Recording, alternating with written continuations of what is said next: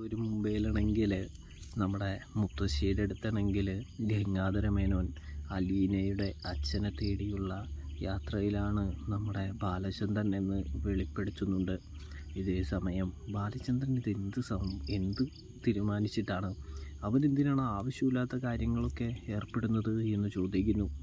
ഇതേ സമയമെങ്കിൽ അത് പിന്നെ അയാൾ പറയുന്നത് അലീനയെ സ്റ്റാലിൻ്റെ കൈകളിൽ ഏൽപ്പിക്കണമെന്നാണ് എന്ന് പറയുമ്പോൾ, അതെന്തിനാ സ്റ്റാലിൻ്റെ കൈകളിൽ ഏൽപ്പിക്കുന്നേ എന്ന് ചോദിക്കുമ്പോൾ അമ്മയ്ക്ക് മനസ്സിലായില്ലേ എന്ന് ചോദിക്കുന്നു.